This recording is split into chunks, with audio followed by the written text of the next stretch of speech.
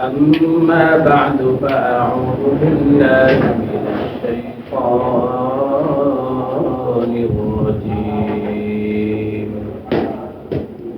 بسم الله الرحمن الرحيم. يا أيها الذين آمنوا استعينوا بالصبر والصلاة إن الله مع الصابرين. وقال تعالى لئن شكرتم لأزيدنكم ولئن كفرتم إن عذابي لشديد. وقال النبي صلى الله تعالى عليه وعلى آله وسلم خيركم من تعلم القرآن وعلمه أو كما قال النبي عليه الصلاة والسلام. صدق الله المولانا العظيم وصدق رسوله النبي الكريم ونحن على ذلك من الشاهدين والشاكرين والذاكرين والحمد لله رب العالمين. شباب الدرود إبراهيم اللهم صل على محمد وعلى آل محمد كما صليت على إبراهيم وعلى آل إبراهيم إنك حميد مجيد. اللهم بارك على محمد وعلى آل محمد كما باركت على إبراهيم وعلى آل إبراهيم إنك حميد مجيد. سبحانك لا علم لنا إلا ما علمتنا إنك أنت العليم الحكيم. الحمد لله. আল্লাহ সুবহানাহু ওয়া তাআলার কাছে অসংখ্য শুকরিয়া যে মহান রব্বে কারীম আমাদেরকে দুনিয়ার সমস্ত কাজ থেকে ফারেক করে সপ্তাহে উত্তম দিন পবিত্র জুমার দিন জুমার নামাজ আদায় করার লক্ষ্যে মসজিদে এসে আমাকে কিছু কথা বলার এবং আপনাদেরকে শুনবার জন্য যে দয়াময় আল্লাহ তাআলা তৌফিক দান করেছেন ওই দয়াময় আল্লাহ তাআলার শেখানো ভাষায় তার কালিমাতুর শুকর উচ্চারণ করি আলহামদুলিল্লাহ। লক্ষ কোটি দরুদ ও সালাম সাইয়্যিদুল মুরসালিন ইমামুল মুরসালিন শাফিউল মুজনিবিন রাহমাতুল লিল আলামিন হাবিবে কিবরিয়া আশরাফুল আম্বিয়া দো জাহানের সরদার জনাব মুহাম্মদ মুস্তাফা সাল্লাল্লাহু আলাইহি ওয়াসাল্লাম। মুহতারাম হাজিরিন, সংক্ষিপ্ত সময় কথা বলার জন্য আপনাদের সামনে পবিত্র কালামুল্লাহ থেকে কয়েকখানা আয়াত তেলাওয়াত করেছি। রাসূলুল্লাহ সাল্লাল্লাহু তাআলা আলাইহি ওয়া আলিহি ওয়াসাল্লাম রমিউল রুবানি হাদিস থেকে একটা হাদিস পাঠ করেছি।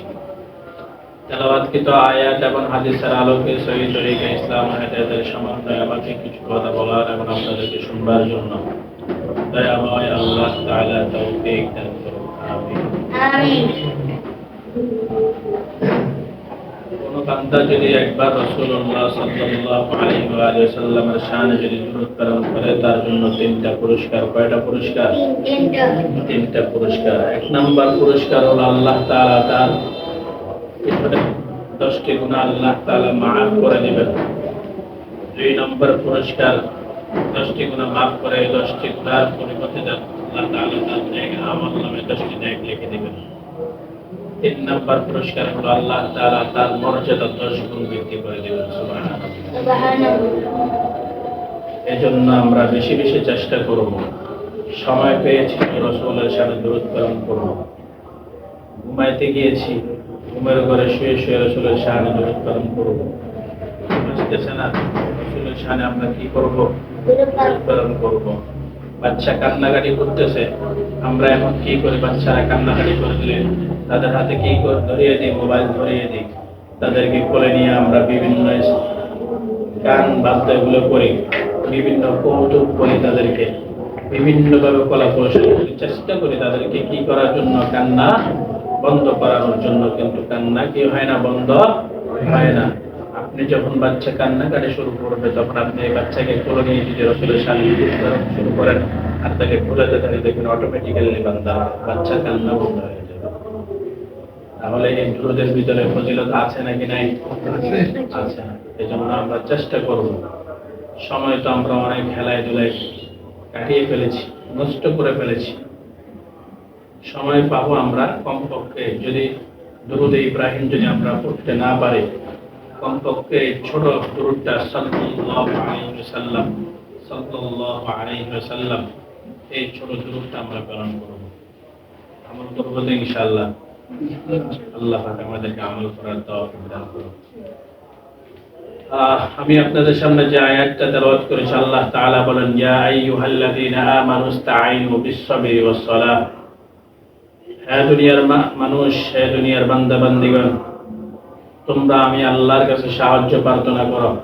ইস্তাঈনু বিস-সাবরি ওয়াস-সালাহ, ধৈর্য এবং নামাজের মাধ্যমে। ইন্নাল্লাহা মা'আস-সাবিরিন, নিশ্চয়ই আমি আল্লাহ তাআলা ধৈর্যশীলদের সঙ্গে আছি। অপর আয়াতে আল্লাহ তাআলা বলেন, লা ইন শাকারতুম লা আযীদান্নাকুম ওয়া লা ইন কাফারতুম ইন্না আযাবি লাশাদীদ।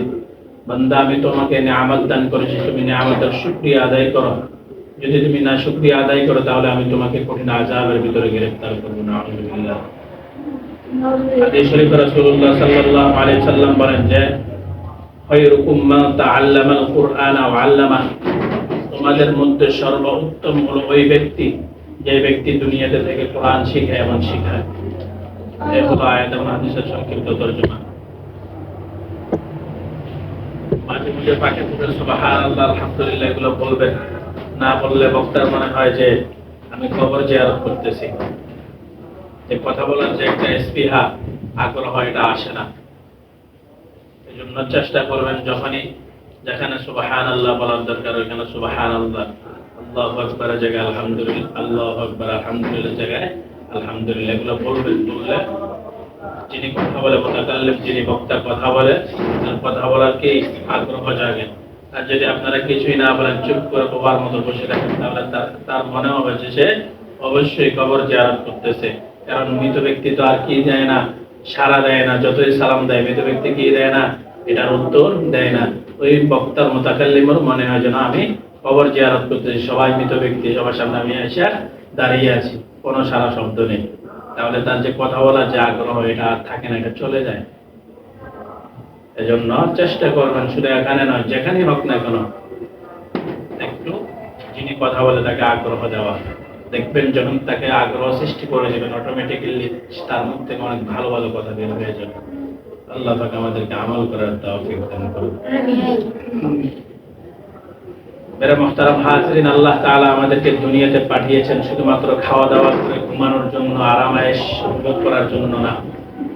আল্লাহ তাআলা আমাদেরকে এখানে পাঠিয়েছেন মাত্র তার ইবাদত বندگی করার জন্য। বান্দাকে কেন সৃষ্টি করেছেন? ইবাদত বندگی করার জন্য। কিন্তু বান্দা দুনিয়াতে এসে এগুলো ভুলে গিয়েছে। রূহের জগতে আল্লাহ তাআলার কাছে বান্দা ওয়াদাবদ্ধ আছে যে বান্দা দুনিয়াতে এসে রবের ইবাদত করবে। কিন্তু বান্দা ওইখান থেকে আসার পর বান্দা কি রবকে ভুলে গিয়েছে। যখন জেলখানায় থাকে বান্দা, তখন সে জেলখানায় আসামির কাছে দাঁড়িয়ে ওয়াদাবদ্ধ হয় যে আমি আর জেলখানা থেকে বের হলে আর কি করবো না, গুনাহের কাজ করবো না, অন্যায় করবো না, অপরাধ করবো না। বান্দাকে যখন জেলখানা থেকে বের করে দেওয়া যায়, বের করে দেয়, তখন বাইর হওয়ার সঙ্গে সঙ্গে দেখবেন বান্দা আগে যে অপরাধ করতো এর থেকে বেশি অপরাধ করে। কারণ সে জেলখানা থেকে বের হয়ে আসছে। জেলখানায় কি বাসে সেটা ভালোই করে যায়। তাহলে তার আরো সাহস চলে আসে যে একবার তো গিয়েছে, আরো বারবার যাবো, সমস্যা কি, অপরাধ করে যাবো। এজন্য আমরা আল্লাহর কাছ থেকে ওয়াদাবদ্ধ হয়ে আসছি, আমরা দুনিয়াতে আসলে আল্লাহর কি করব, ইবাদত বন্দেগী করব। কিন্তু এই দুনিয়াতে আসার পর আমরা রবকে ভুলে গিয়েছি। এজন্য একটা কথা বলা হয় যে যার নুন খাইলা তার যদি গুণগান না গাও, তোমার মতো নুন খারাপে পৃথিবীতে আর কেউ নেই। ধরেন সাপোজ আমি আমার সন্তানদেরকে কি খাওয়াচ্ছি, টাকা পয়সা দিচ্ছি, খাবার দাবার সবকিছু করাচ্ছি, দিন শেষে যদি আমার সন্তান যদি আমার বিরোধিতা করে, বিরুদ্ধে আচরণ করে, তাহলে আমার ভালো লাগবে নাকি খারাপ লাগবে? খারাপ লাগবে। তখন আমরা এটা বলতে বাধ্য হবো যে তুই আমার নুন খাইলি, আমার সবকিছু খাইলি, তুই আমার গুণগান গাছ না, তোর মতো তো সন্তান আমার পৃথিবীতে আর প্রয়োজন নেই। ঠিক তো দ্রুতভাবে আমরা রবের দেওয়া বাতাস উপভোগ করতেছি। এই যে এতদিন এত তীব্র গরম, বান্দার ফ্যানের নিচে দাঁড়ানোর পর বান্দার কি অনবরত গান করতেছে, আর আজকে কি সুন্দর বাতাস, ফ্যানের বাতাস থেকেও, এসির বাতাস থেকেও ঠান্ডা বাতাস, এই বাতাস উপভোগ করতেছি। আল্লাহ তাআলার দেওয়া পানি উপভোগ করতেছি। অথচ শহরের বন্দরে যান, আপনি এক গ্লাস পানি খেতে হলে আপনি কমপক্ষে 2 টাকা আপনি গুনতে হবে। এই যে গত 21শে জুলাই যে ঘটনা ঘটেছে ঢাকা, ওইখানে এক আল্লাহর বান্দা তার সন্তান পানির জন্য চিৎকার দিচ্ছে, ওই অবস্থায় সে পানি নেওয়ার জন্য যখন দোকানদারের কাছে আসছে, তখন দোকানদার বলে 2 লিটার পানির দাম হলো 40 টাকা। তখন দোকানদার বলে 2 লিটার পানির দাম তুমি 600 টাকা দিতে হবে, যদি 600 টাকা দিতে পারো পানি নাও, না হলে চলে যাও। তাহলে দেখেন আমরা কোন হালতে আছি। আমরা অনবরত পানি খাচ্ছি, অনবরত পানি অপচয় করতেছি। আল্লাহ তাআলা আমাদের থেকে কোন হিসাব নিচ্ছে না। আল্লাহ তাআলা কি আমাদেরকে পানি বন্ধ করে দিয়েছে?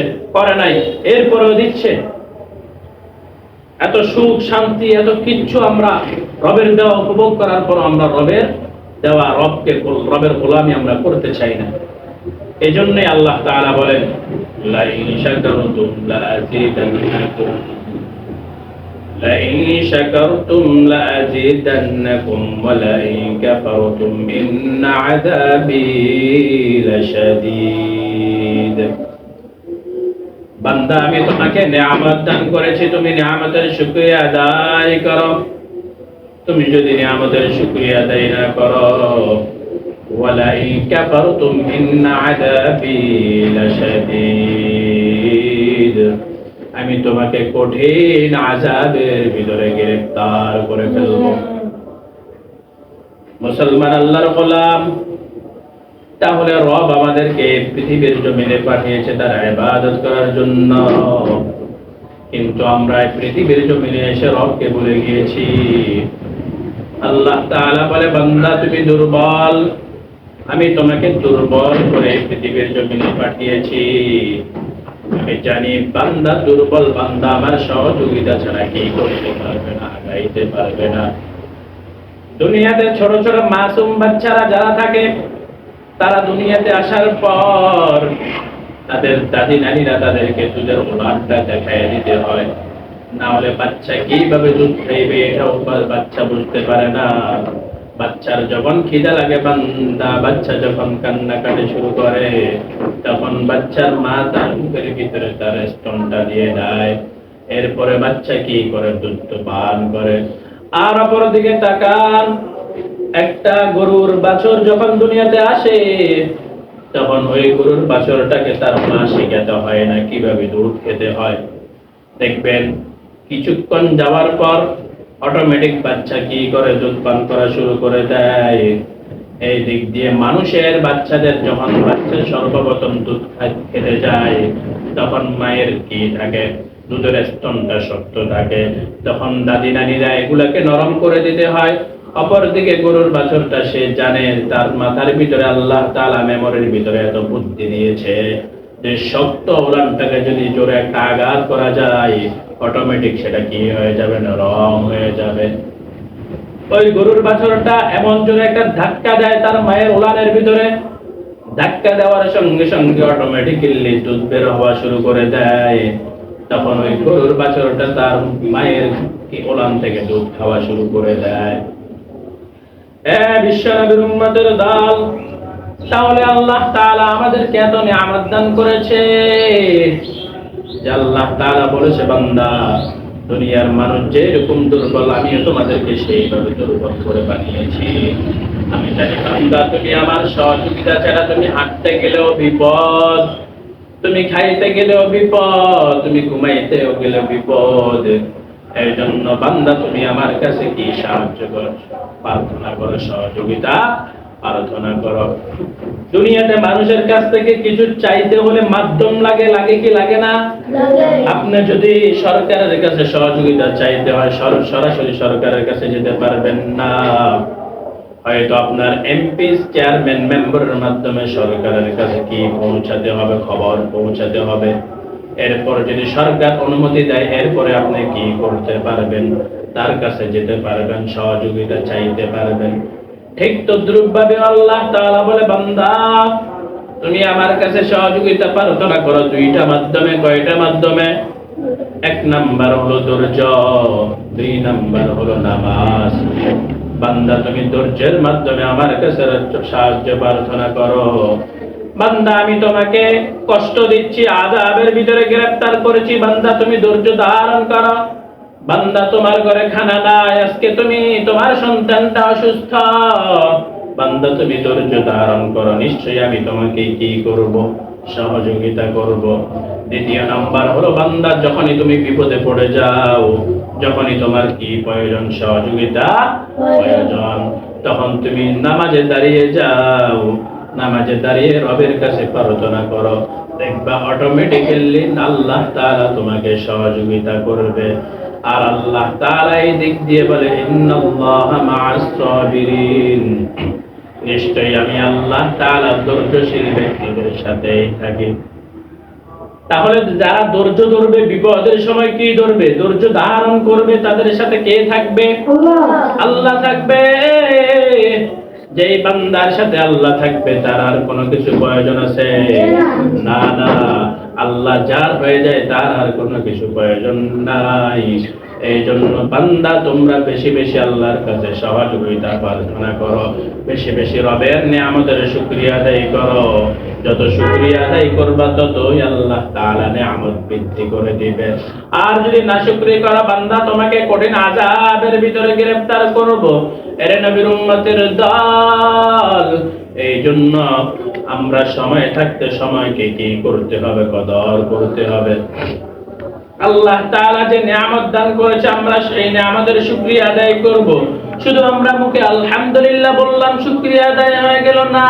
না, আল্লাহ তাআলা আমাদেরকে হাত দিয়েছে, হাত দ্বারা ভালো কাজ করব, এটার নামই হলো শুকরিয়া আদায় করা। আল্লাহ তাআলা আমাদেরকে সুন্দর একটা দেহ দিয়েছেন, শক্তি দিয়েছেন, এই শক্তি দিয়ে আমরা 5 ওয়াক্ত নামাজ আদায় করব, তাহলে আমাদের নিয়ামতের শুকরিয়া আদায় হবে। আল্লাহ তাআলা আমাদেরকে টাকা পয়সা দিয়েছে, আমরা এগুলো দান সৎকার করব, তাহলে নিয়ামতের শুকরিয়া আদায় হবে। আল্লাহ তাআলা আমাদেরকে চোখ দিয়েছে, চোখ দিয়ে আমরা কোরআন দেখব। আমাদেরকে মুখ দিয়েছে, মুখ দিয়ে আমরা কোরআন তেলাওয়াত করব, তাহলে নিয়ামতের কি হবে, শুকরিয়া আদায় হবে। শুধু আলহামদুলিল্লাহ বললাম আর নেকের আমল কাজ করলাম না, আলহামদুলিল্লাহ বললাম অন্যের হক নষ্ট করলাম, তাহলে শুকরিয়া আদায় হবে না। এই জন্য আজকে থেকে আমরা কি করব, বেশি বেশি নিয়ামতের শুকরিয়া আদায় করব। কারণ এই পৃথিবীটা কিচ্ছু না, কোন দিন যে মৃত্যু চলে আসে আমরা বলতে পারবো না। বান্দা ঘুমের ভিতরে মৃত্যু হয়ে যেতে পারে। বান্দা ঘুমাইতেছে, কি সুন্দর ফুটফুটে বাচ্চা, সে বলতেও পারতো না সে যুবক মানুষ, কারণ তার বাবাও এখনো দুনিয়াতে জীবিত, তার মাও জীবিত। বাবার আগে সন্তান চলে যাবে এটা কল্পনাও করা যায় না। এরপরেও যুবক সন্তান আরামের ঘুমে ঘুমায়। সকাল বেলায় সবাই যখন ঘুম থেকে উঠে, বান্দার ঘুম থেকে উঠে না। তার মা বাবা তার কাছে গিয়ে অনেকভাবে ডাক দেয়, বান্দা উঠো। তখন তার বাচ্চা আব্দুল্লাহ ঘুম থেকে উঠে না। তখন ডাক্তার এনে চেক আপ করানোর পর ডাক্তার বলে, আপনার সন্তান আর দুনিয়ায় নাই, কারণ এমন একটা রোগ দুনিয়াতে এসেছে, আপনার সন্তান ওই রোগে হঠাৎ করে স্ট্রোক করে মারা যায়। এই হঠাৎ স্ট্রোক করে ঘুমের ভিতরে আপনার সন্তানটা চলে গিয়েছে। তাহলে সন্তান রাতের বেলায় ভালো ছিল, আনন্দ উল্লাস করেছে, কিন্তু ঘুমের ভিতরে চলে গিয়েছে। তাহলে কিসের অহংকার, কিসের এত টাকার অহংকার? এই যে গত 21শে জুলাই আপনারা ঢাকা শহরের ভিতরে দেখেছেন, ঢাকা উত্তরাতে মাইলস্টোন স্কুল অ্যান্ড কলেজের ভিতরে বাচ্চারা 10 মিনিট পরে, ছোট ছোট বাচ্চারা তার মায়ের কোলে ফিরে যাবে। বাচ্চারা কল্পনাও করতে পারে নাই যে 10 মিনিট পরে তারা দুনিয়া থেকে চলে যেতে হবে। ছোট ছোট মাসুম বাচ্চারা, দুনিয়ার দন্তাল ন পর্যন্ত তারা বুঝে না। এই ছোট ছোট বাচ্চারা 10 মিনিট পরে তাদের মায়ের কোলে ফিরে যাবে। সকালবেলা মাঠ থেকে বিদায় নিয়ে আসছে, আবার মায়ের কোলে ফিরে যাবে।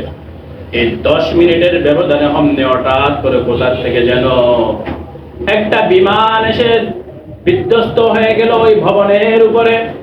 সঙ্গে সঙ্গে অনেকগুলো সন্তান, ছোট ছোট মাসুম বাচ্চারা দুনিয়া থেকে চলে গিয়েছে। এমনও ফুটেজ দেখা গিয়েছে, বাচ্চারা এমন ভাবে পড়িয়ে গিয়েছে তাদের অস্তিত্বটাও, চেহারাটাও পর্যন্ত দেখা যায় না। একটা সন্তান এমন হয়েছে যে সে গলে পুড়ে একদম গোলাকার হয়ে গিয়েছে। এর নবীর উম্মতের দল, এমন কিছু সন্তান আছে যাদের অর্ধেক শরীর পুড়িয়ে গিয়েছে, শুধু দৌড়াইতেছে। তাহলে তারা তো কল্পনাও করতে পারে নাই তারা যে আজকে দুনিয়া থেকে চলে যাবে। এক আল্লাহর বান্দি বলে, আমার সন্তান, কন্যা সন্তানটা বাড়িতে বাবার সাথে রাগ করে স্কুলে চলে এসেছে। কারণ সে তার বাবাকে বলেছে, বাবা আমাকে একটু ঘুরতে নিয়ে যাও। তখন তার বাবা রাগ করে বলেছে, না আমি তোমাকে ঘুরতে নিয়ে যাব না। যখন সন্তান রাগ করে ফেলেছে, অভিমান করে ফেলেছে, তখন সন্তান যখন রাগ করে স্কুলে চলে যাচ্ছে, তখন তার মা তাকে স্কুলে দিয়ে আসার সময় বলল, সন্তান আজকে স্কুল ছুটি হওয়ার পর তুমি বাড়িতে আসার পর তোমাকে তোমার আব্বু ঘুরতে নিয়ে যাবে। এরপর ওই মাটা বলে, আমার সন্তান এমন জায়গায় আজকে ঘুরতে চলে গিয়েছে যে জায়গায় আর তার ঘোরা শেষ হবে না, অনবরত ঘুরতে থাকবে। এ মুসলমান আল্লাহর গোলাম, তাহলে এই দুনিয়াটা কিসের? সময়ের খানিকের ভিতরে সন্তান দুনিয়া থেকে বিদায় হয়ে যায়। যে পাইলটটা বিদায় নিয়েছে, ওই পাইলটটাও এমন ছিল। সে বিবাহ করেছে, মাত্র 6 মাস হয়েছে। সে তার কর্মস্থলে যাওয়ার সময় তার স্ত্রীকে বলল, স্ত্রী আমার, যে জায়গায় বিমানটা ধ্বংস হয়েছে, বিধ্বস্ত হয়েছে, ওই জায়গার নাম হলো দিয়াবাড়ি। ওইখানে সুন্দর ঘোরার একটা জায়গা আছে। তখন সে কর্মস্থলে যাওয়ার আগে স্ত্রীকে বলল, স্ত্রী আমার, আজকে আমার প্রশিক্ষণের শেষ দিন। কারণ আজকে এই প্রশিক্ষণে যদি আমি উত্তীর্ণ হতে পারি, তাহলে আমি কি হয়ে যাব? বিমানবালার পাইলট হয়ে যাব। বিমান চালানোর জন্য যে যোগ্যতা, এটা আমার হাসিল হয়ে যাবে। আজকেই আমার শেষ প্রশিক্ষণ। আল্লাহর বান্দা বলেছে, তুমি রেডি হয়ে থাকো, আমি আজকে দ্রুত চলে আসবো বাড়িতে, দ্রুত এসে তোমাকে নিয়ে দিয়ে বাড়িতে ঘুরতে যাব। কিন্তু আল্লাহর কি লীলা খেলা! বান্দা তার স্ত্রীকে নিয়ে ঘুরতে যাবে, এজন্য আজকে দ্রুত চলে আসবে। কিন্তু আল্লাহ তাআলা এমনই দ্রুত নিয়ে আসছে যে দ্রুত আসা আর কখনো শেষ হবে না। তাহলে আমরা কিসের জন্য এত অহংকার করি? আমরা যে এখান থেকে বাড়ি পর্যন্ত যেতে পারবো, এটারও কোনো কি নাই, গ্যারান্টি নাই। এখনো পর্যন্ত এই শহরের দিকে তাকায় দেখেন, মা বলে আমার সন্তানটা কই, সন্তান বলে আমার মা কই, কান্নার আওয়াজ। এক শিক্ষিকা ছিল, সে মেহেরিন জাহান চৌধুরী, সে নিজেই তার ছাত্রী 20 জনকে সে আগুন থেকে বাঁচিয়ে এনেছে। শেষ পর্যন্ত সে নিজের শরীরটাকে বিসর্জন করে দিয়েছে। যখন তার পুরোটা শরীর পুড়ে গিয়েছে, যখন তাকে আইসিইউ এর ভিতরে ঢুকানো হয়েছে, তখন সে তার স্বামীর হাত ধরে বলতেছে, স্বামী আমার, আমার বুকের ভিতরে একটু হাত রাখেন। হাত রাখার পরে বলতেছে, আমারও তো 2টা সন্তান আছে। তখন তার স্বামী বলে যে, তোমার যে এই কঠিন পরিস্থিতি করেছ, তুমি কেন করেছো? তোমার তো 2টা সন্তান আছে। তখন ওই শিক্ষিকা বলে, আমার সামনে আমার ছাত্রছাত্রীরা পড়ে যাবে, আমি সহ্য করতে পারি নাই, এই জন্য আমি তাদেরকে বাঁচানোর জন্য আগুনের ভিতরে ঢুকে গিয়েছি। তার এমন পজিশন হয়েছে যে তার যে হাত ধরবে, হাত ধরারও কোনো পজিশন ছিল না, কারণ হাত দিলে হাতটা কি হয়ে যায়, ভুলে যায়, এমন অবস্থা হয়ে গিয়েছে। এটা বলার পর তখন তার স্ত্রীর হাতটা তার স্বামীর বুকের ভিতরে নেওয়ার পর তখন স্ত্রী বলে, স্বামী আমার, তুমি আমাকে ক্ষমা করে দাও, আর তোমার সাথে আমার কি হবে না, দেখা হবে না। এটা বলার সঙ্গে সঙ্গে ওই মেহেরিন জান চৌধুরীও দুনিয়ার থেকে চলে গিয়েছে। তাহলে কিসের জন্য এত কিছু করতেছি, এত অট্টালিকা, এত দালান, এত টাকা পয়সা, আমরা বলতেও পারবো না, এমন ভাবে আমাদের মৃত্যু চলে আসবে। বান্দা সুন্দর রাস্তা দিয়ে হাঁটতেছে, পিছনে গাড়ি এসে অ্যাক্সিডেন্ট করে থেকে দুনিয়া থেকে বিদায় করে দিয়েছে। এই জন্য সময় থাকতে কি করতে হবে, বেশি বেশি নিয়ামতের শুকরিয়া আদায় করতে হবে। শুকরিয়া শুধু আলহামদুলিল্লাহ বলবো, শুকরিয়া আদায় হয়ে যাবে না, না। আল্লাহ তাআলা আমাকে শরীর দিয়েছে, শক্তি দিয়েছে, এগুলো দিয়ে আমরা বেশি বেশি কি করব, ইবাদত করব, বেশি বেশি নফল ইবাদত করব, বেশি বেশি দান সদকা করব, তাহলে আমাদের শুকরিয়া